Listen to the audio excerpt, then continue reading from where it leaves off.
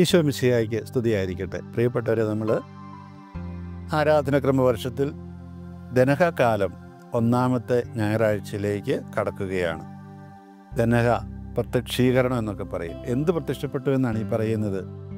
അതായത് ആ ബേത്ലഹേമിൽ ജനിച്ച, കാലിക്കൂട്ടിൽ ജനിച്ച ഈശോ എന്ന് വിളിക്കപ്പെടുന്ന ആ ശിശു യഥാർത്ഥത്തിൽ ദൈവം വാഗ്ദാനം ചെയ്ത രക്ഷകൻ തന്നെയാണ് എന്ന് വെളിപ്പെടുത്തപ്പെടുന്ന സമയമാണ്. അപ്പോൾ ആ വെളിപ്പെടുത്തൽ നമുക്കറിയാം, അത് അത്ര എളുപ്പമായിരുന്നില്ല സ്വീകരിക്കാനായിട്ട് ജനത്തിന്. ഹെരോദേസ് അസ്വസ്ഥനാകുന്ന വിവരം കഴിഞ്ഞ പ്രാവശ്യം നമ്മൾ വായിച്ചതാണ്. സുവിശേഷത്തിൽ ഈശോയുടെ ജനനത്തെക്കുറിച്ച് അറിഞ്ഞ് ജ്ഞാനികൾ വന്നു കഴിഞ്ഞപ്പോൾ അവരോട് ഹെരോദേസ് കാര്യങ്ങളൊക്കെ അന്വേഷിക്കുന്നതിൻ്റെ കാരണം മറ്റൊന്നുമല്ല, തൻ്റെ രാജാധികാരത്തിന് ഒരു ഭീഷണിയായിട്ട് വരുന്ന ഒരു ശിശുവിൻ്റെ ജനനം, അത് അവനെ അസ്വസ്ഥനാക്കുമല്ലോ. അപ്പോൾ ഈ ദനഹകാലത്ത് ഒന്നുകൂടി അവൻ തന്നെയാണ് രക്ഷകൻ. ആരസ്വസ്ഥനായാലും ഒരു കാര്യവുമില്ല, അവൻ രക്ഷകൻ തന്നെയാണ്. ഒന്നാം വായന പുറപ്പാട് പുസ്തകം 1 മുതൽ 3 അധ്യായം 1 മുതൽ 12 വരെയുള്ള വാക്യങ്ങളാണ്. ഇവിടെ ഈ ഹോറേബ് മലയിൽ മോശ തൻ്റെ അമ്മായിപ്പനായ ജത്രോയുടെ ആടുകളെ മേയിച്ചുകൊണ്ടിരുന്ന സമയത്ത് അവിടെ ഒരു മുൾച്ചെടി കത്തുന്നതായിട്ട് പ്രത്യക്ഷപ്പെടുകയും കാണപ്പെടുകയും അതിൽ നിന്ന് ദൈവത്തിൻ്റെ സ്വരം ഉണ്ടാവുകയും ചെയ്യുന്നതൊക്കെ ആ സംഭവമാണ്.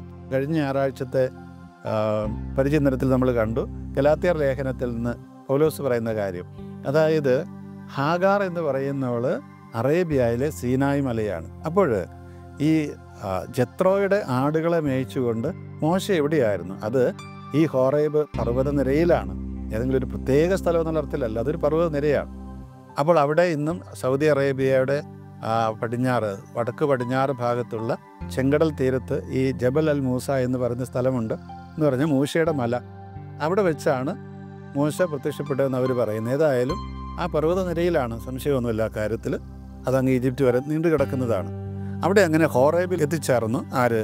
മോശ ഈ തൻ്റെ അമ്മായിപ്പൻ്റെ ആടുകളുമായിട്ട്. അവരെല്ലാം ഇടയന്മാരാണ്. അവിടെ ഒരു മുൾപ്പടർപ്പിൻ്റെ മധ്യത്തിൽ നിന്ന് ജ്വലിച്ചുയർന്ന അഗ്നിയിൽ കർത്താവിൻ്റെ ദൂതൻ അവന് പ്രത്യക്ഷപ്പെട്ടു. അവൻ ഉറ്റുനോക്കി. മുൾപ്പടർപ്പ് കത്തിജ്വലിക്കുകയായിരുന്നെങ്കിലും അത് എരിഞ്ഞ് ചാമ്പലായില്ല. അപ്പോൾ മോശ പറഞ്ഞു, ഈ മഹാദൃശ്യം ഞാൻ അടുത്ത് ചെന്നൊന്ന് കാണട്ടെ. മുൾപ്പടർപ്പ് എരിഞ്ഞ് ചാമ്പലാകുന്നില്ലല്ലോ. അവനത് കാണുന്നതിനടുത്ത് ചെന്നു. കർത്താവ് കണ്ടു. മുൾപ്പടർപ്പിൻ്റെ മധ്യത്തിൽ ദൈവം അവനെ വിളിച്ചു, മോശെ മോശെ. അവൻ വിളി കേട്ടു, ഇതാ ഞാൻ. അവിടെ നരളി ചെയ്തു, അടുത്തു വരരുത്, നിന്റെ ചെരുപ്പ് അഴിച്ചു മാറ്റുക. എന്തുകൊണ്ടെന്നാൽ നീ നിൽക്കുന്ന സ്ഥലം പരിശുദ്ധമാണ്. അവിടെ തുടർന്ന്, ഞാൻ നിന്റെ പിതാക്കന്മാരുടെ ദൈവമാണ്, അബ്രാഹത്തിൻ്റെയും ഇസ്ഹാക്കിൻ്റെയും യാക്കോബിൻ്റെയും ദൈവം.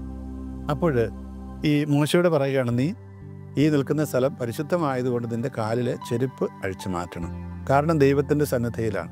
നമ്മൾ പലപ്പോഴും ദൈവാലയത്തിലൊക്കെ പ്രവേശിക്കുമ്പോൾ നമ്മുടെ ഭാരതീയ പാരമ്പര്യം അനുസരിച്ച് ചെരുപ്പ് മാറ്റും. കാരണം എന്താണ്? ചെരുപ്പ് മാറ്റുന്നതിൻ്റെ കാരണം മറ്റൊന്നുമല്ല, ആ ചെരുപ്പ് മഹാവൃത്തികെട്ട സ്ഥലത്തൂടെയൊക്കെ നടക്കുന്നതായി ചിലപ്പോൾ ചെളിയിലും അതുപോലെ മറ്റ് വൃത്തികേടുകളെല്ലാം ചവിട്ടിയായിരിക്കും വരുന്നത്. ആ ചെരുപ്പിട്ടുകൊണ്ട് ദൈവാലയത്തിൽ പ്രവേശിക്കുന്നത് ഉചിതമല്ല, അല്ലെങ്കിൽ ദൈവത്തിൻ്റെ സന്നിധിയിൽ. അത് പ്രതീകാത്മകമാണ് ഒരു തരത്തിൽ പറഞ്ഞാൽ. നമ്മൾ ദൈവത്തിൻ്റെ സന്നിധിയിലേക്ക് പോകുമ്പോൾ നമ്മളുടെ മനസ്സും ശരീരവുമെല്ലാം ശുദ്ധമായിരിക്കണം എന്ന് സൂചിപ്പിക്കുകയാണ്. മിക്കവാറും എല്ലാ മതങ്ങളിലുമുണ്ട് ഈ ശുദ്ധീകരണ പ്രക്രിയ എന്ന് പറയുന്നത്. പക്ഷെ അതെല്ലാം ബാഹ്യമാണ് എന്ന് മാത്രം.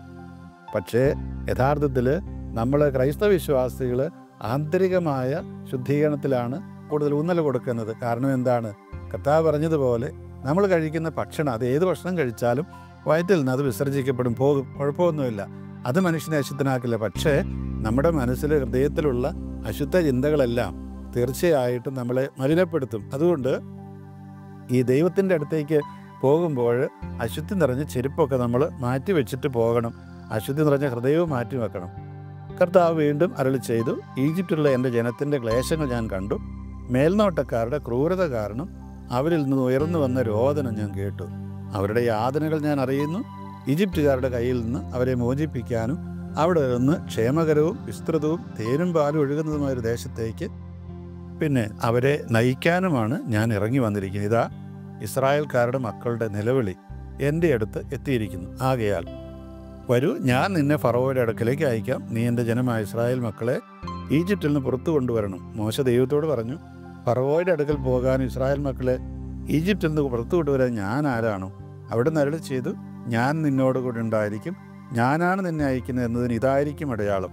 നീ ജനത്തെ ഈജിപ്തിൽ നിന്ന് പുറത്തു കൊണ്ടുവന്ന് കഴിയുമ്പോൾ ഈ മലയിൽ നിങ്ങൾ ദൈവത്തെ ആരാധിക്കും. ഇവിടെ നമ്മൾ ഓർക്കണം, മോശ ജനത്തെ നയിച്ചുകൊണ്ട് വന്നപ്പോൾ എന്തുകൊണ്ട് സീനായ് മലയിലൂടെ പോയി? ആ പുറപ്പാട് പുസ്തകം മുഴുവൻ വായിക്കാൻ നിങ്ങൾക്ക് മനസ്സിലാകും. ആദ്യം പറയുന്നത് ഇന്നത്തെ ഗാസ എന്ന പ്രദേശത്തോടു കൂടി അതിലായിരുന്നു അവർ പോകേണ്ടിയിരുന്നത്. ഈജിപ്തിൽ തൊട്ടടുത്ത് കിടക്കുന്ന സ്ഥലമാണ് ഗാസ. അതന്നത്തെ ഇസ്രായേലിൻ്റെ ഒരു ഭാഗവുമാണ്. ആ ഗാസയിലൂടെ കടന്നു പോവുകയാണെങ്കിൽ പെട്ടെന്ന് ഈ പറയുന്ന ഇസ്രായേലിലേക്ക് ചെല്ലും. കാനാൻ ദേശമാണത്. പക്ഷേ അതിലേ പോകാതെ മോശ എന്ത് ചെയ്തു? ഇപ്പോൾ ഈ ദൈവം പ്രത്യക്ഷപ്പെട്ട ഹോറേബ് മലയിലൂടെ വന്നു. യഥാർത്ഥത്തിൽ ഗാസയിലൂടെ പോയി കഴിഞ്ഞാൽ ഹോറേബ് മലയിലെത്തില്ല. അതുകൊണ്ട് മോശ അവിടെ ഗ്രന്ഥകാരൻ പറഞ്ഞിരിക്കുന്നത്, അവിടെ ചെന്ന് കഴിഞ്ഞാൽ ഒരുപക്ഷെ അത് ഫിലിസ്തീനയുടെ നാടാണ് ഗാസ എന്ന് പറയുന്നത്. ഫിലിസ്തീർ അവർ ഇസ്രായേൽക്കാരെ എതിർത്ത് കഴിഞ്ഞ് ജനം തിരിച്ചു പോകാനുള്ള സാധ്യതയുണ്ട്. അതുകൊണ്ടാണ് ഈ ഹോറേബ് മലയിലൂടെ ചുറ്റിക്കറങ്ങിപ്പോയതെന്നാണ് അവിടെ പറയുന്നത്. യഥാർത്ഥത്തിൽ നമുക്കറിയാം സംഭവം എന്താണ്. മോശയുടെ അമ്മായിപ്പൻ്റെ വീട് ഈ പറയുന്ന മീദിയാൻ ദേശത്താണ്. അവിടെ മോശയുടെ ഭാര്യയും 2 മക്കളുമുണ്ട്. വീട്ടുകാരൊക്കെ അവിടെയുണ്ട്. സ്വന്തം വീട്ടുകാരല്ല, ഭാര്യ വീട്ടുകാർ. പരിചിതമായ സ്ഥലമാണ്. പിന്നെ മാത്രമല്ല, അത് ഈജിപ്തിൽ നിന്നുള്ളൊരു കാരവൻ റൂട്ടാണ്. അന്നത്തെ വലിയ കച്ചവട റൂട്ടാണ്. ഗാസായിലൂടെ പോകുമ്പോൾ ഉണ്ടാകുന്ന അത്രയും അപകടമൊന്നും ഇപ്പുറത്തെ വഴിയിലൂടെ പോയാലും ഉണ്ടാകുകയില്ല. അപ്പോൾ ഇങ്ങനെ ഒരുപാട് കാര്യങ്ങൾ അവിടെ ഉള്ളതുകൊണ്ടാണ് മോശ അതിലെ പോരുന്നത്.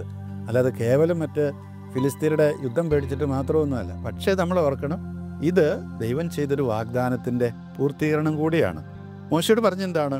നീ ജനത്തെ ഈജിപ്തിൽ നിന്ന് പുറത്തു കൊണ്ടുവന്ന് കഴിയുമ്പോൾ ഈ മലയിൽ നിങ്ങൾ ദൈവത്തെ ആരാധിക്കും. ഇത് മോശ ഓർത്തിട്ടുണ്ടാകുകയല്ല, പക്ഷെ ദൈവത്തിൻ്റെ വാഗ്ദാനം അതാണ്. അങ്ങനെയാണ് മോശ ഈ പറയുന്ന ഹോറേബ് മല, അല്ലെ സീനായ് ഹോറേബ് ഒക്കെ ഒന്ന് തന്നെയാണ്. ഹോറേബ് പർവ്വതനിരയാണ്, ഇതിലുള്ള ഒരെണ്ണമാണ് സീനായ് മല. അവിടെ അങ്ങോട്ട് വരുന്നതൊക്കെ അതുകൊണ്ടാണ്. അത് ചെങ്കടൽ തീരത്താണ്. അപ്പോൾ ഇന്നത്തെ ചെങ്കടൽ തീരത്ത് ഏതായാലും അങ്ങനെ അവർ ഈ പറയുന്ന രീതിയിൽ പിന്നീട് ഹോറേബ് മലയിൽ വെച്ച് ഏതാണ്ട് 1 വർഷത്തിലേറെ അവരവിടെ താമസിച്ചു, ദൈവത്തെ ആരാധിച്ചു. അവിടെ വെച്ച് മോശയിലൂടെ ദൈവം ജനത്തിന് നിയമമൊക്കെ കൊടുക്കുകയും ചെയ്തു. ഇതാണ് ആ സംഭവം. അപ്പോൾ ദൈവത്തിൻ്റെ വാഗ്ദാനം ഒരിക്കലും പൂർത്തീകരിക്കപ്പെടാതെ പോകില്ല എന്നാണ് ഈ പറഞ്ഞു വരുന്നത്. രണ്ടാമത്തെ വായന 2 തിമോത്തി 3:10 മുതൽ 15 വരെയുള്ള വാക്യങ്ങളാണ്. ഞാൻ പഠിപ്പിച്ച സത്യങ്ങളും എൻ്റെ ജീവിത രീതിയിൽ ലക്ഷ്യവും വിശ്വാസവും ക്ഷമയും സ്നേഹവും സ്ഥൈര്യവും നീ അടുത്തറിഞ്ഞിട്ടുണ്ടല്ലോ. ഞാൻ സഹിച്ച പീഡനങ്ങളും കഷ്ടപ്പാടുകളും അന്ത്യോക്യയിലും ഇക്കോണിയത്തിലും ലിസ്ത്രായിലും എനിക്ക് സഹിക്കേണ്ടി വന്ന മർദ്ദനങ്ങളും നീ മനസ്സിലാക്കിയിട്ടുണ്ട്. അവയിൽ നിന്നെല്ലാം കർത്താവ് എന്നെ രക്ഷിച്ചു. ഈശോ മിശിഹായോട് ഐക്യപ്പെട്ട് വിശുദ്ധ ജീവിതം നയിക്കാൻ ആഗ്രഹിക്കുന്നവരെല്ലാം പീഡിപ്പിക്കപ്പെടും. അതേസമയം ദുഷ്ടരും കപടനാട്യക്കാരും വഞ്ചിക്കപ്പെട്ടും അടിക്കടി അധപ്പതിക്കും. എന്നാൽ നീ പഠിച്ചിട്ടുള്ളതും ഉറപ്പായി വിശ്വസിച്ചിട്ടുള്ളതുമായ കാര്യങ്ങൾ ആരിൽ നിന്നാണ് പഠിച്ചെന്ന് ഓർത്ത് അവയിൽ സ്ഥിരതയോടെ നിൽക്കുക. ഈശോ മിശിഹായിലുള്ള വിശ്വാസത്തിലൂടെ രക്ഷ പ്രാപിക്കുന്ന നിന്നെ ജ്ഞാനിയാക്കുന്ന വിശുദ്ധ ലിഖിതങ്ങൾ നീ ബാല്യം മുതൽ പഠിച്ച് അറിഞ്ഞിട്ടുള്ളതാണല്ലോ. പൗലോസ് പറഞ്ഞതാണ് തിമോത്തിയോട് പറയുക. ഞാൻ പഠിപ്പിച്ച സത്യങ്ങളും എൻ്റെ ജീവിത രീതിയും ലക്ഷ്യവും വിശ്വാസവും ക്ഷമയും സ്നേഹവും സ്ഥൈര്യവും നീ അടുത്തറിഞ്ഞിട്ടുണ്ടല്ലോ. പിന്നെ ഞാൻ സഹിച്ച പീഡനങ്ങൾ നിനക്കറിയാം. അതുകൊണ്ട് ഈ തിമോത്തി യഥാർത്ഥത്തിൽ പൗലോസ് ഒരു സഭാസമൂഹത്തിൻ്റെ തലവനാക്കുകയാണ്. എന്നിട്ടാണ് ഈ പറയുന്നത്, അതായത് ഈ സഭാ തലപ്പത്തേക്ക് വരുന്നവർക്കുണ്ടാകാവുന്ന അപകടങ്ങളെക്കുറിച്ച് ആണ് ഈ പറഞ്ഞു വരുന്നത്. ഞാൻ സഹിച്ച കഷ്ടപ്പാടുകൾ നിനക്കറിയാമല്ലോ. ഞാൻ ഫരിസേയനായിരുന്നു, വലിയ അറിവുള്ള മനുഷ്യൻ. വിശുദ്ധ ലിഖിതങ്ങളിൽ ആദ്യകാലത്ത് ഞാൻ ക്രിസ്ത്യാനികളെ പീഡിപ്പിച്ചവനാണ്. പിന്നീടാണ് ദൈവം ഈശോ എനിക്ക് വെളിപ്പെടുത്തുന്നതനുസരിച്ച് ഞാൻ ഇങ്ങനെയൊക്കെ ചെയ്യുന്നത്. അപ്പോൾ ഈ പീഡനങ്ങളെല്ലാം നിനക്കും ഉണ്ടാകും. നീ അതുകൊണ്ട് പേടിച്ച് പിന്മാറരുത്. അങ്ങനെയുള്ളവർക്കല്ല ക്രൈസ്തവ വിശ്വാസം എന്ന് പറയുന്നത്. പേടിച്ച് പിന്മാറുന്നവർക്കുള്ളതല്ല, അത് ധൈര്യത്തോടു കൂടിയിട്ട് ഏറ്റെടുക്കുന്നവരാണ്. അതുകൊണ്ട് പൗലോസ് ഉപദേശിക്കുകയാണ് തിമോത്തിയോസിനെ, ഈശോയോട് കൂടി വിശുദ്ധ ജീവിതം നയിക്കാൻ ആരെങ്കിലും ആഗ്രഹിക്കുന്നുണ്ടെങ്കിൽ അവരെല്ലാം പീഡിപ്പിക്കപ്പെടും. ഇത് ഈശോ തന്നെ പറഞ്ഞിട്ടില്ലല്ല, അത് പൗലോസിൻ്റെ പുതിയ കണ്ടുപിടുത്തമൊന്നുമല്ലല്ലോ. നമ്മൾ നന്നായിട്ട് ജീവിക്കാൻ ആരംഭിച്ചാൽ നമുക്ക് എതിരാളികളും ഉണ്ടാവും. കാരണം എന്താണ്? ഇപ്പോൾ മദ്യപിക്കുന്നവരുടെ കൂടെ നിന്ന ഒരാൾ മദ്യപാനം നിർത്തി നല്ല വഴിയിലേക്ക് വന്നാൽ മദ്യപന്മാർ ആ മനുഷ്യനെ വെറുതെ വിടുകയല്ല, കുന്നുകളിയാക്കലും പിന്നെ നിർബന്ധിച്ച് കൊണ്ടുപോയി കുടിപ്പിക്കും. അപ്പം അതുകൊണ്ട് ഈ ക്രിസ്തുവിൻ്റെ ഈശോയുടെ വഴിയിലൂടെ നടക്കുക എന്നുള്ള ആ പ്രക്രിയയിൽ ഒരുപാട് ശത്രുക്കൾ നമുക്കുണ്ടാകും. പക്ഷേ നീ ഓർക്കണം, ദൈവം നിന്നെ ഏൽപ്പിച്ചൊരു ദൗത്യം എന്നെ ഏൽപ്പിച്ചത് അല്ലെ മോശയെ ഏൽപ്പിച്ചതുപോലെ ദൈവം ഏൽപ്പിക്കുകയാണ്. മോശ ഞാൻ ആരാണെന്നൊക്കെ ചോദിക്കുമ്പോഴും ദൈവം പറയാം, ഞാൻ നിന്നോട് കൂടി ഉണ്ട്, പേടിക്കേണ്ട. ഇതുപോലെ പൗലോസ് പറയുകയാണ്, കർത്താവ് നിന്നോട് കൂടി ഉണ്ട് തിമോഥെയോസേ, നീ അതുകൊണ്ട് ഈ വിശുദ്ധ ലിഖിതങ്ങൾ വായിച്ചിട്ടില്ലേ, അതനുസരിച്ച് നീ ജീവിക്കണം. നമ്മൾ എവിടെ നിന്നാണ് യഥാർത്ഥത്തിൽ നമ്മുടെ ക്രൈസ്തവ ജീവിതത്തിൻ്റെ ആ ഒരു അടിസ്ഥാന തത്വങ്ങൾ പഠിക്കുന്നത്? അത് വിശുദ്ധ ഗ്രന്ഥത്തിൽ നിന്നാണ്. വിശുദ്ധ ഗ്രന്ഥം നമ്മൾ കേവലം ഒരു ഖണ്ഡിക എടുത്ത് വായിച്ച് കുറേ നേരം ധ്യാനിക്കുന്നതിനല്ലേ പറയുന്നത്.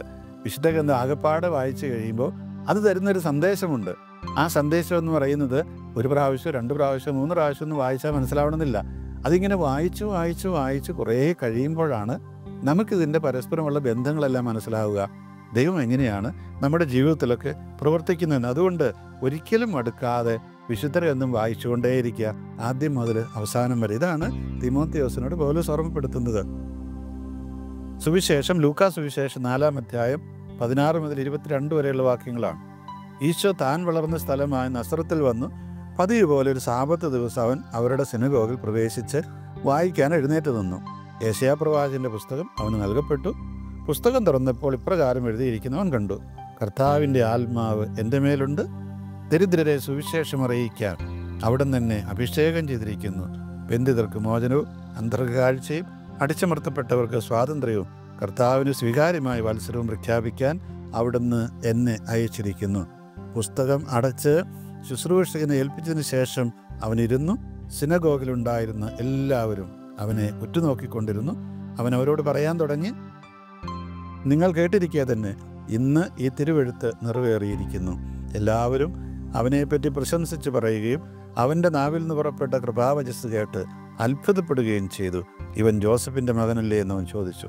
നമ്മൾ ഒന്നാമത്തെ വായനയിൽ മോശയോട് ദൈവം പറയുന്ന കാര്യമാണ്.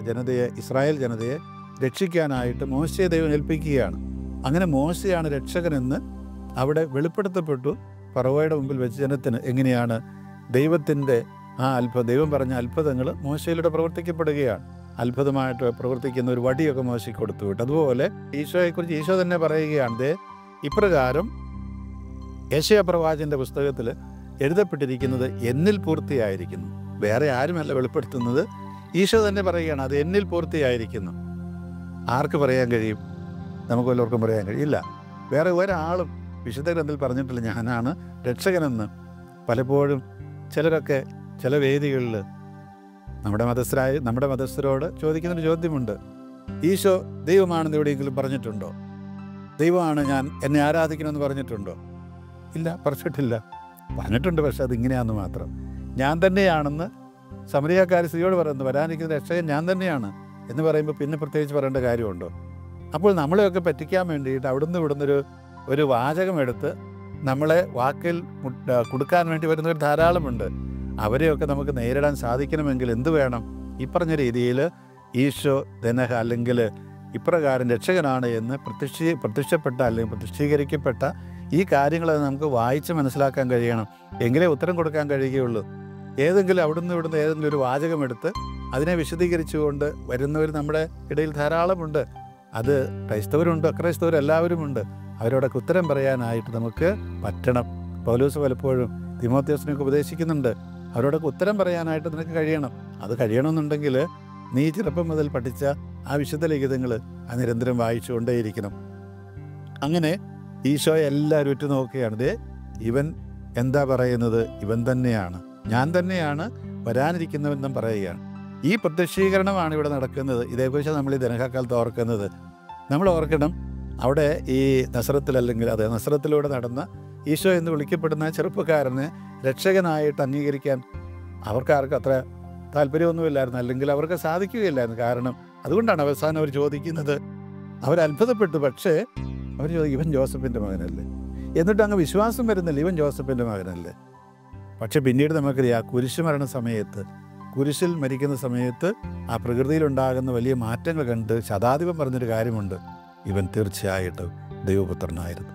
ദൈവം ഇപ്രകാരമാണ് തൻ്റെ പുത്രനെ രക്ഷകനായി വെളിപ്പെടുത്തുന്നത്. ഇത് നമുക്ക് വെളിപ്പെട്ടാൽ ഭാഗ്യം. പലപ്പോഴും നമുക്കത് വെളിപ്പെടുന്നില്ല എന്നുള്ളതാണ്. ഈശോയാണ് നമ്മുടെ രക്ഷ, ഏകരക്ഷകൻ എന്ന് നമുക്ക് തിരിച്ചറിയാൻ കഴിയണം. ഈശോ മിശിഹായ്ക്ക് സ്തുതിയായിരിക്കട്ടെ.